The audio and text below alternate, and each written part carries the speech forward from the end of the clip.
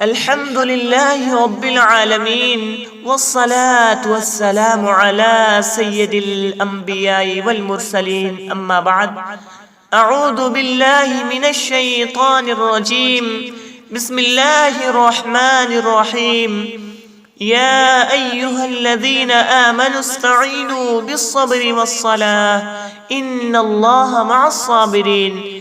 محترم ناظرین و سامعین، اگر آپ پریشان حال ہیں، دکھوں اور صدموں میں مبتلا ہیں اور اپنی زندگی میں خوشحالی لانا چاہتے ہیں، اپنی زندگی میں مسرت و شادمانی لانا چاہتے ہیں، تو آپ نماز کے ذریعے سے اپنی زندگی میں خوشحالی، اپنی زندگی میں مسرت و شادمانی لا سکتے ہیں، کیونکہ نماز کی وجہ سے اللہ رب العالمین کا تقرب حاصل ہوتا ہے، اور جو شخص اللہ رب العالمین کے قریب ہو جائے تو اللہ رب العالمین اس پر اپنی رحمتوں کا نزول فرماتا ہے۔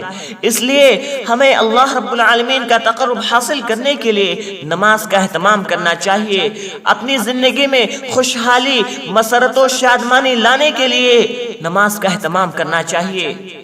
رسول اکرم صلی اللہ علیہ وسلم نے ارشاد فرمایا، اقرب ما یکون العبد من ربہ وہو ساجد فاکثر الدعاء۔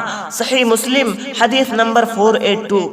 بندہ اپنے رب کے سب سے زیادہ قریب اس وقت ہوتا ہے جب وہ سجدے کی حالت میں ہوتا ہے، لہٰذا سجدے کی حالت میں زیادہ سے زیادہ دعا کیا کرو۔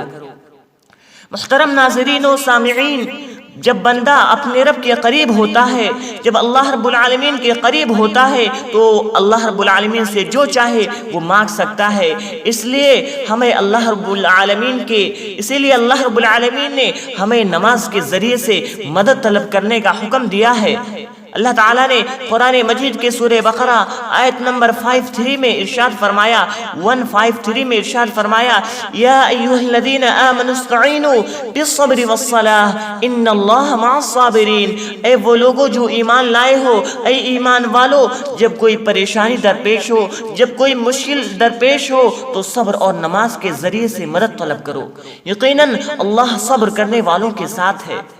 محترم ناظرین و سامعین، اس آیت میں اللہ تعالیٰ نے اہل ایمان کو مخاطب کرتے ہوئے فرمایا، ایمان والوں کو مخاطب کرتے ہوئے حکم دیا کہ وہ ہر قسم کی مشکل اور پریشانی کے ازالے کے لیے، ہر قسم کی مشکل اور پریشانی کو دور کرنے کے لیے صبر اور نماز کے ذریعے سے اس کی مدد طلب کریں۔ اس سے یہ معلوم ہوا کہ اللہ تعالیٰ صبر کرنے والے اور نماز پڑھنے والے بندے مومن کی مدد فرماتا ہے اور اسے تمام مشکلات سے نجات دیتا ہے۔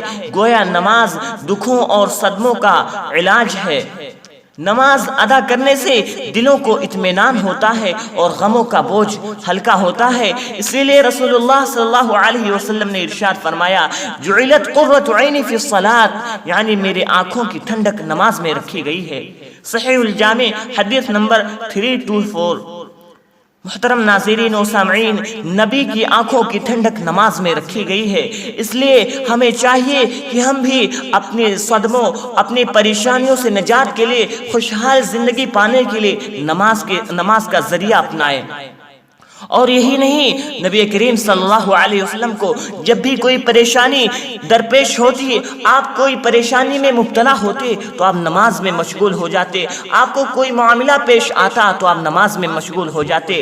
جیسا کہ حضرت حذیفہ رضی اللہ تعالی عنہ روایت ہے، کہتے ہیں، کان النبی صلی اللہ علیہ وسلم اذا حزبہ امر صلی، جب نبی کریم صلی اللہ علیہ وسلم کو کوئی معاملہ پیش آتا تو آپ نماز میں مشغول ہو جاتے۔ ابو داؤد حدیث نمبر 1319 اور مسند احمد نے اسے روایت کیا ہے اور یہ حدیث حسن ہے۔ محترم ناظرین و سامعین، یہاں پر اللہ کے نبی صلی اللہ علیہ وسلم کی حدیث سے ہمیں کیا پتہ چلتا ہے؟